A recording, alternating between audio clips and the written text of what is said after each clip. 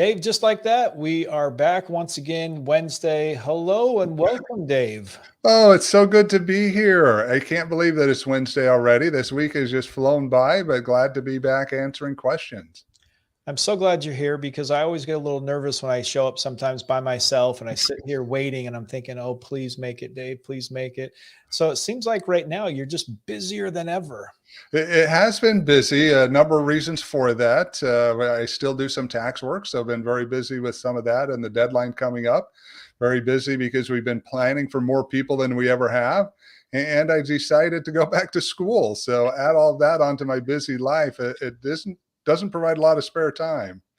But the thing I love that you still take time not only for the live show we have here on Facebook and YouTube, but you're also taking time and you're meeting with more people and you're sitting down and you're having those conversations. And I wanted to figure out, or I wanted to find out how those meetings are going on your side. Yeah, it's been a great opportunity. It's something that I didn't realize how much I'd missed. You go through cycles in your career where you do certain things, and there's times that you focus on one thing more than another. And I was getting to a point I was spending a lot of time educating a lot of people, but I really wasn't having that opportunity to connect individually with people, which is something that I've enjoyed throughout my career. So it's been nice again to be able to sit down with people individually and talk about their needs and their goals and their passions and all the things that are going on in their life that we may be able to help them through as they go through these various cycles that they have in their own lives. And Dave, we know you're extremely busy, and we always appreciate you coming on and spending this 30 minutes with us every Wednesday. And I just want to remind those who are with us live that you can come on and submit your questions to Dave, and we'll get it on our little topic sheet here, and we'll go through our 30 minutes and try to squeeze your questions in. Now, Dave, we talk about so many different topics, and I think that's the one thing we always kind of talk about anything from Social Security, elder abuse, annuities, reverse mortgage, Medicare, and the list goes on and on. But Dave, one of the things I've noticed over the past year and really it's in the last few months is this hot topic of long-term care. And before I get into our question from Earl, Dave, I want to ask you, why has it been so popular lately? Because it's becoming such a problem. It's really the time in your life where you become permanently disabled. Hard to believe that there's a third of us that are going to get to that point. We often look at disability and think there's not that many people in the world, that, especially in the US, that have that problem. Yeah, we come across a few that do. There's issues during their working years. Maybe they, had birth defect that caused some problems when they were born that have led to some disabilities. But as we look into retirement, realize that one third of us are going to need care that could cost hundreds of thousands of dollars, that gets pretty scary for people as they start trying to figure out what impact it may have on their future.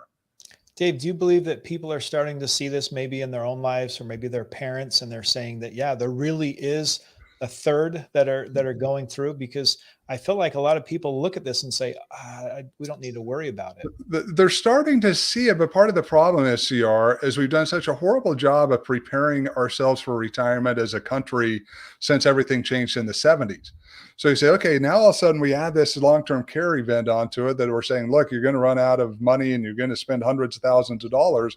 Well, if they haven't even already started planning, it's easy to just keep pushing off, saying, I don't even have enough money to get through regular retirement. Why in the world would I want to protect myself against something that's going to happen that's going to cause major issues in my life? So that part of the issue is we've got to go back to the basics.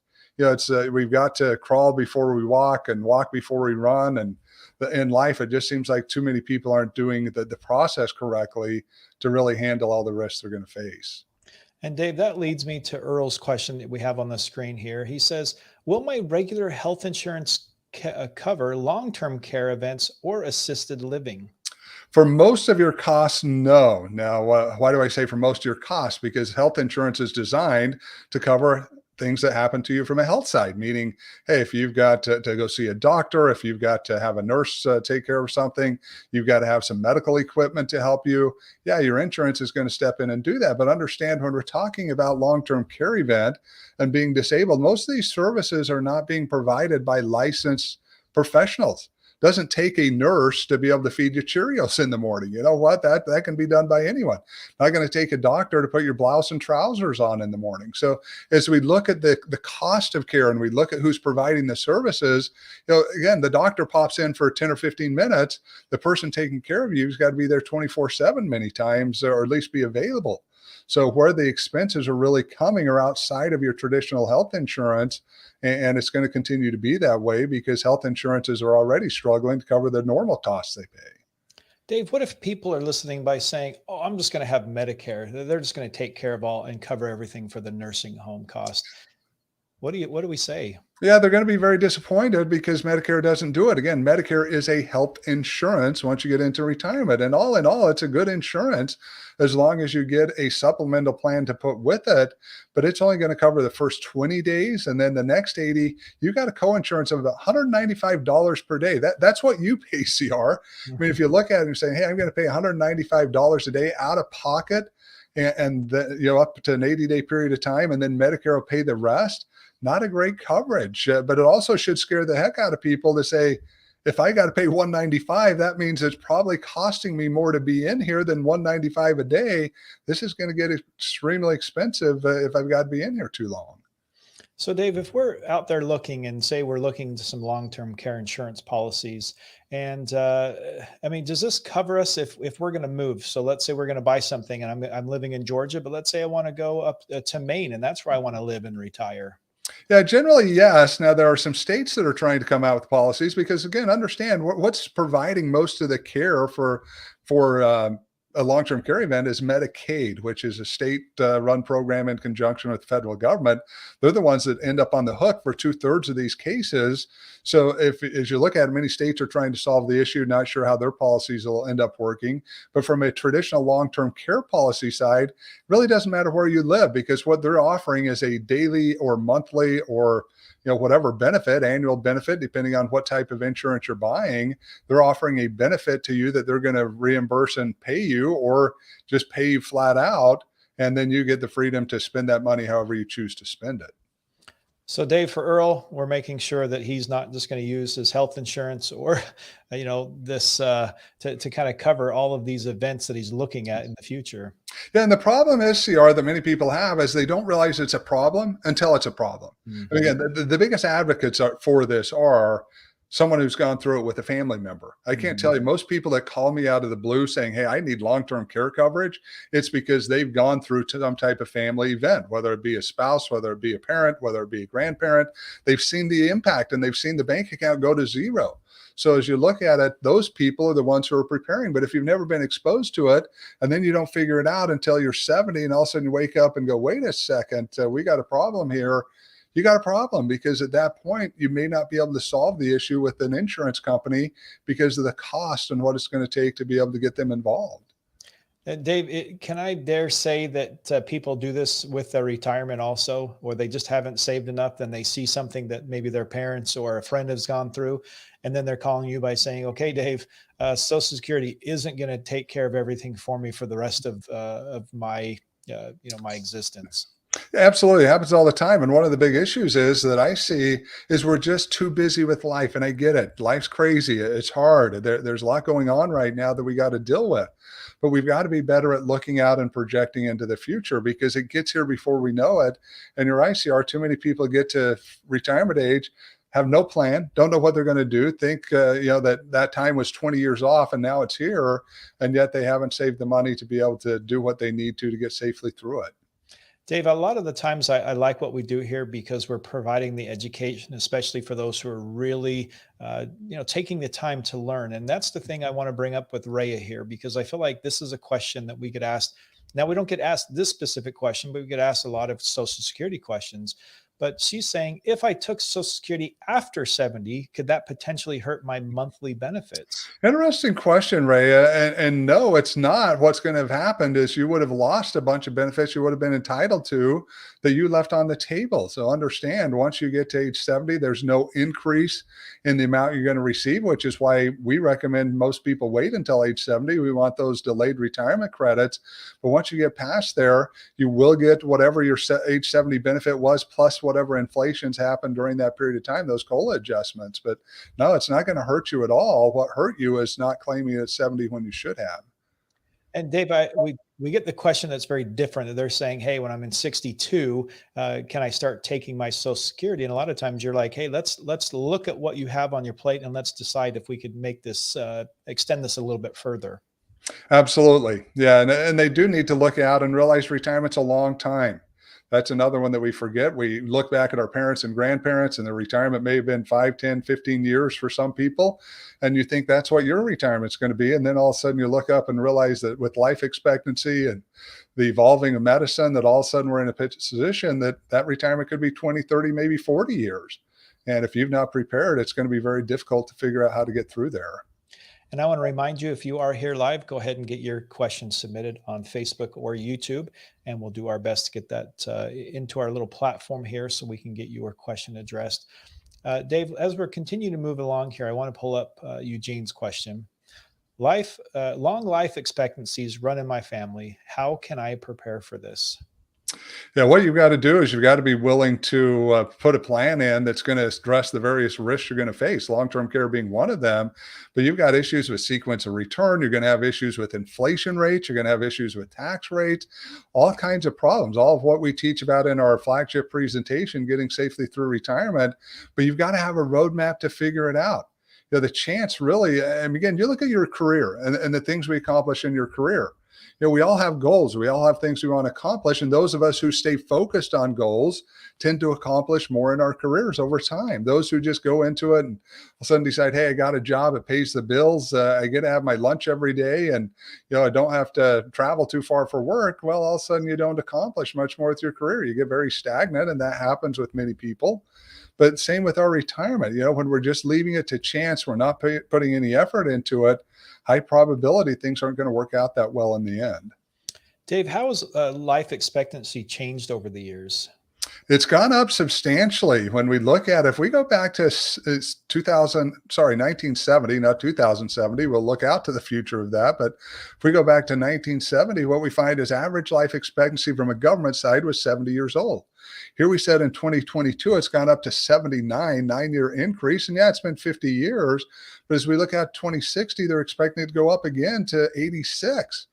That's problematic when we look at the savings of what people are putting aside for the retirement, how long this is going to last. And again, it's going to start putting stress on Social Security and Medicare, which we already have. It'll put more stress on these programs, which are going to create some additional financial problems. If you are having a long-term care event and have to go to Medicaid, it's going to put stress on the finances of your state. So again, it's an issue that we've got to solve as a country.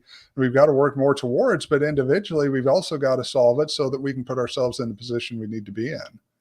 Dave, I also like that you talked about building a solid picture of what your retirement will look like by building a plan, right? By having a plan built for you, because I think that's going to help. Because as we're looking at this, I think another thing we have to look at too, Dave, is the lifestyle we want in retirement. I think that's something that we don't talk a lot about. I mean, we do here, but in life, we just don't talk about it. We just expect to have that same lifestyle once we retire and hope that everything works the way it should. Absolutely. And it's very critical that we do look at it because it's all over the board. It's interesting to me as an advisor to see people making hundreds of thousands of dollars and living like they make $50,000. And they're very happy with it. And then you got people making $50,000 that are looking like they make 200,000 or 300,000. They've got debt out their ears. And again, ones that are going to have major issues in retirement because at some point the piper's got to be paid. You're not going to get out of these obligations and these responsibilities. So the best thing anyone can do, live within your means, figure out what that is, make sure you're putting stuff aside for the future, and realize the retirement's going to be longer for most of you than you expect it will be. And Dave, as we're talking about putting that money aside, a lot of that too, we talked about it earlier, but that's that long-term care expense. I think a lot of people don't realize how expensive Medicare, or just even anything in our future that's going to talk about when we dive into any of the medical needs we'll be needing by then. You look at it, average cost $300,000 to $500,000 for a long-term care event. And again, if you're someone who has lived a reasonable retirement, maybe you've only got $300,000 or $400,000 in there that you're taking interest off of with your Social Security, and things are wonderful. The bad thing isn't so much for the first one who has the problem, which is generally the male. all of a sudden he's going, hey, you know what? We're going to spend all the money and I'm going to be in a nice facility and everything's going to be wonderful. And then he passes away. A good chunk of the Social Security goes away because now there's only one Social Security recipient. The money's gone. And here sits a poor wife that's going, I'm not quite sure how I'm going to get through retirement at this point. And you men out there, if you love your wives, the worst thing you could do for them, you're not planning. And it's fun for me. Once in a while, we'll get guys that'll call in. They're saying, look, the only thing I want to accomplish, I'm okay myself. But what I want to ensure is that my wife or my spouse is not going to get left with issues. Mhm. And Dave, I want you to help me confirm that and work through and put a plan together that's simple and they can understand if they've not been involved in the finances, so they have the same retirement lifestyle we had. I mean, what more could we ask for in our lives than to do that for those we love? Yeah, I love that, Dave. I think that's a really important piece we need to look at as we're headed into retirement. Dave, let me bring up Lilibeth, Lilybeth. I slaughter these names once in a while. But is there a negative to working while retired? No, not that I can think of. I mean, if you ended up claiming your Social Security benefits for full retirement age, which I wouldn't encourage you to do in most situations anyway, and it will impact your availability maybe to get those at that time. Now they'll get added back in. But what we see, it's the other way around. We're finding that work is a really good thing for retirees for a number of reasons. Number one, many of them have not prepared financially, but I can't tell you from an emotional side. See, I've gone through this now with multiple people, and it amazes me. Nobody wants to get back out and work, but then once they get out there, it's a different story. I'm just going through this with one of my sisters right now. She ends up getting divorced in retirement, loses the Social Security, the larger Social Security check that she's getting. Hers is enough to basically barely pay the bills. She fought for months to go back to work. Month ago, she goes back to work. I call her now. She's much happier than she's ever been. I love being able to go 4 hours a day. I love the people. And I could repeat that for people I've known in Puerto Rico, people I've known in Vegas. You just need to understand that emotionally it can be a great thing. And yeah, I get it's scary. If you've been out of the workforce, like my sister, she hadn't probably worked for 20 years. Mhm. But to get back into it and say, hey, it's good. I can add value to somebody. I can be a contributor, adds a lot to the emotional and mental psyche of a person that's in retirement that may be struggling.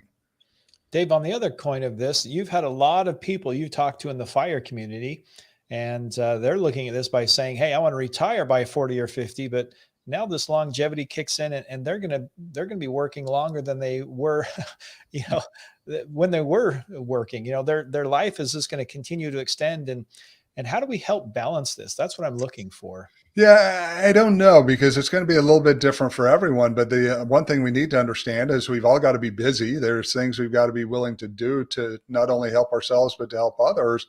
But again, we've also got to look at the financial impact of all of this. One of the things I hated with the fire community is that the original community, now they've adapted because they realized it wasn't going to work.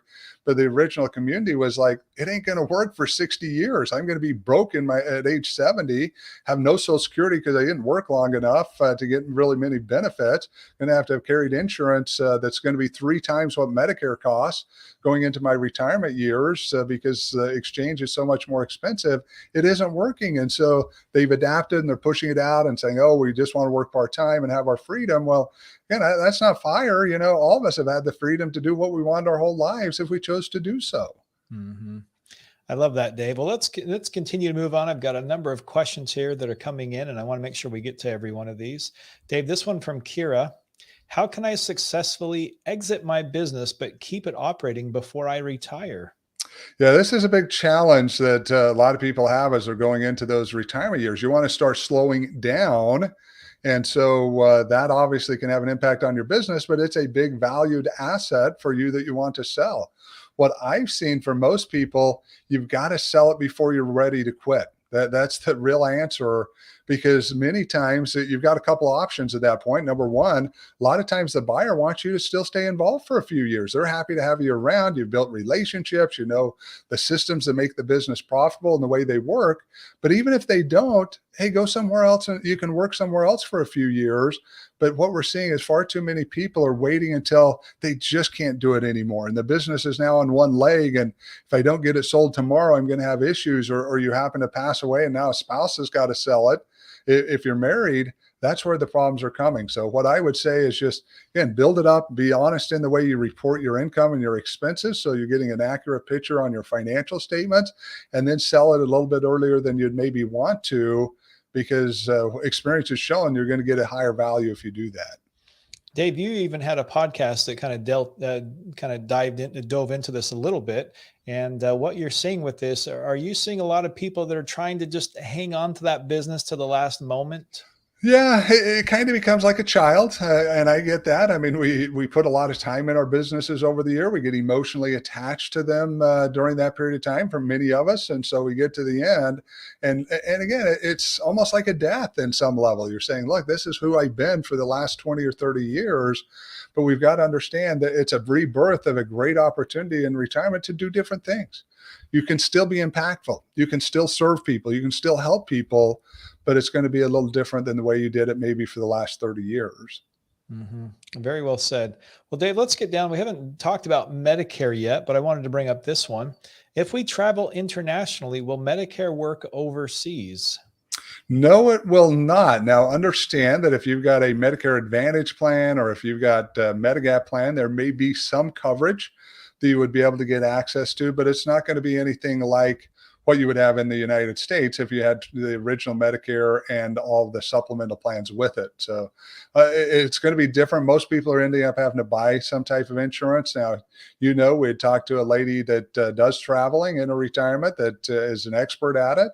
And she said in many of the countries, they didn't even need to have insurance. They just covered the expenses based upon the way their health system was done. But again, I wouldn't count on that. I definitely wouldn't go out there saying, I just hope they cover it, or I'm never going to be back in the country, so I'll stick them with a bill, or whatever the case might be.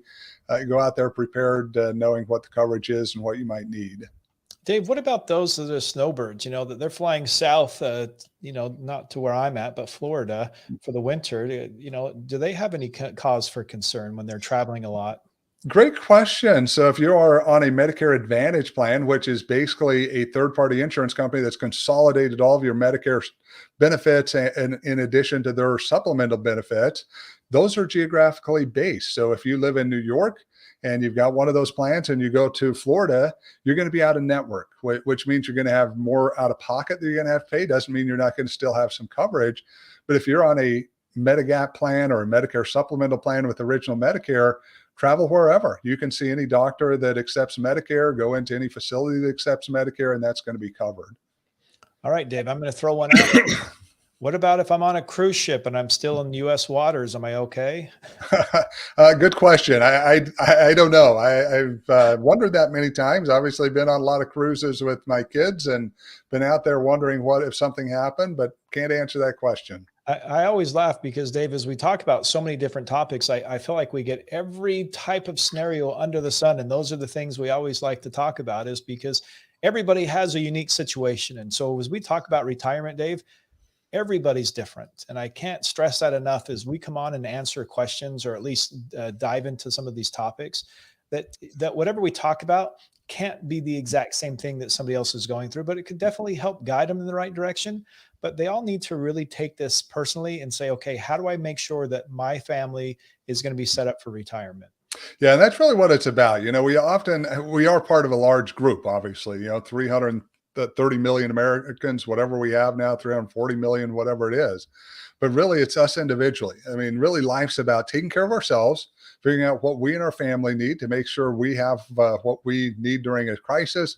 We can be self-reliant, and then helping others get to that point, which is really what I've done in my life, and what you do with your side, CR, is we're out here saying, look, we understand these principles. We're applying them in our own lives. What can we do now to help other people apply them in their lives so that hopefully they'll be better? And you do have to look at it individually. If you start looking at it as, the group of Social Security is going to, Social Security is going to fall apart, that, the economy's in the toilet because we've got inflation and the stock market's going to crash. Yeah, that's probably all going to happen. But it doesn't have to happen to you. You can put things in place to protect yourself. So if it does happen, you don't have to deal with the impact and the consequences of some of these things. And Dave, I think it's really important too that as we talk about this, is we make sure that we always have a plan set in place for us. It doesn't matter, if we're going on a vacation, we plan for where we're headed for hotels and rental cars and all the activities, but the same we do for retirement. Yeah, and I just can't imagine it happens all the time. Again, looking at 40 years, and the problem most people don't look that far in advance, but look at 40 years and have no plan of how am I going to get there? Will my money really last? What happens if these things happen? What might this retirement look like? Because we see it. Unfortunately, we're on the other end where we're seeing these things fall apart. We're seeing people lose their homes because property taxes have gone through the roof. We're seeing people get kicked out of nursing homes because they can't afford to pay the nice facility anymore and have to go into the Medicaid facility. We're seeing people get to a point where they're just having issues to feed and take care of themselves. I was talking to one of my good friends today. She lives in Puerto Rico. Now, understand, if you've never been on the island, food was already outrageously expensive. It was not uncommon to pay $6 for a gallon of milk when it was $2 here in the mainland.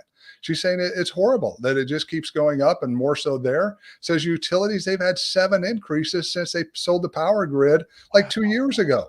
Wow. And again, the power before was already too expensive. I had a house there where we weren't even in the home for months, and it would be $400 for a monthly bill, and we weren't there. There were no ACs on. There was nothing. It was just the fees that they had were so high that we'd pay $300-400 a month just to have the access to power we never used. Wow. I know that you went through a lot there, Dave, but it's always surprising to me how this continues to just, in different locations, how it just continues to escalate. And it all impacts us, and again, how do we fix it? We've got to figure it out for ourselves. From a utility side, are there opportunities to use solar and other things to help cut those costs? Are there opportunities to start raising some of your own food or doing something there, being less wasteful? I think Mhm. America wastes a third to half of what we end up purchasing and having there available because we get too much and we don't shop appropriately. Yep, I agree. Well, Dave, let's see if we can squeeze another question or two here. Let me get down to Jackson. Jackson is a CPA, and they're asking, what can I invest in today that will be good in the long run for retirement? Yeah, a pretty loaded question. Obviously, there's a lot of things out there that we can invest in that can work very well for us. So a lot of it comes down to your own individual preferences. But I will tell you, one of the best things that you can invest in is your employer-based plan. If you've got some type of plan out there, or if you're a CPA that's working for yourself, get one set up. That's one of the best things you can do. The Roth 401ks have a large enough contribution amount. And then when you take the employer match inside of there, and then if you wanted to do a mega backdoor Roth, if you qualified inside of it, a lot of money can get put in there in an effective environment. Now, obviously, from an investment standpoint, you've got to figure out what the asset, the money then goes into, and you want to have a diversified portfolio in there. But you've got that. You've also got permanent insurance policies, tax-free growth, tax-free distribution will outperform the bond market. Can be a great option long-term to offset all of that. So again, hard to give you a specific, but understand that from our experience, we know that there are a number of things. And if you do planning, we can help you find those assets that'll help you get safely through retirement. Dave, here at Retirement Risk Advisors, we work with a lot of CPAs, and then obviously they're calling and trying to get question or get their answers for their clients. And do you see something that comes in consistently that's always being asked to you, but like, hey, Dave, because like to me, this is a very loaded question, but I'm sure there's a lot that come into you that are saying, hey, Dave, I just really need some advice for my clients. Yeah, probably the biggest thing we see is everyone wants a miracle. Again, when we look at it, that's probably the biggest one. That's that they wanting to figure out, how do I get caught up because I didn't start early enough? How do I get a higher rate of return? How do I successfully invest to where I can get this outrageous rate of return? It's not happening out there, folks. Again, so many people tried Bitcoin. I was talking to a client this morning that lost $5 million in Bitcoin because it went from 40 $1,000 a coin down to 20,000 right now, and many people are saying it could go down to 3 or 4,000 over time. So again, we've just got to stay steady to the course, take products that have been around for decades, if not centuries, and stay focused on what it is. Slow and steady wins the race here, CR. That's really the reality of it. Very few people are going to get there without going through that process. And Dave, again, I want to thank you so much for being here with us and spending the 30 minutes together. And I want to remind everyone, if they want to get more of you today, you have a webinar coming later this afternoon that you can to have them spend another few hours with you later. I do. Our flagship presentation, Getting Safely Through Retirement. This, folks, is really where the rubber hits the road. This is where we help you understand why half of America is running out of money, and you might be one of them. But yet we also help you understand what you can do now to protect yourself, to take care of your situation. So again, you can be part of the solution, not part of the problem. Once we get to these points in our life where many of these risks are going to fall in, no need to have to worry about other people taking care of you if you can do it for yourself.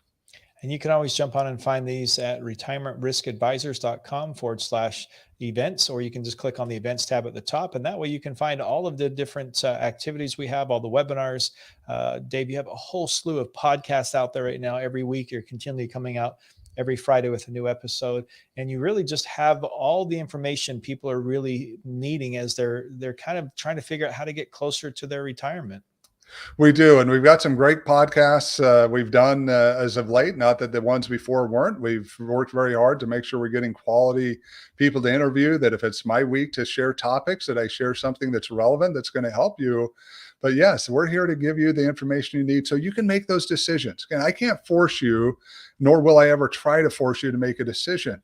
But hopefully I can educate you and encourage you and let you see the benefits of it so you can get motivated enough to make those decisions for yourself. And that's what we're here for. That's why we educate the way we do. That's why we have the planning options we have available. So we really want to be your partner to make sure you get where you want to be, wherever that is, and that you get safely there, that you're not having to worry all the time that there's going to be a problem that you're not prepared for. And again, you can always find us retirementriskadvisors.com, and you can go on the contact us tab over there and you can submit your question if you didn't get yours in today. And if not, go over there and find all the information you need, and we'll be here. And then we'll be back again, Dave, next Wednesday. Actually, yeah, we will be. We're going to be all together. It's going to be quite unique, I'm hoping. Yeah, we're going to be live. I'm not sure how that's even going to be set up. I guess you do, but yeah, we're going to be Atlanta together at that point. Yeah. It'll be very exciting for us, Dave. But again, I just want to remind those that every Wednesday, 11 a.m. Central Time, we are here. So if you have any questions, don't hesitate to let us know. And we'll see you guys again next time. Goodbye.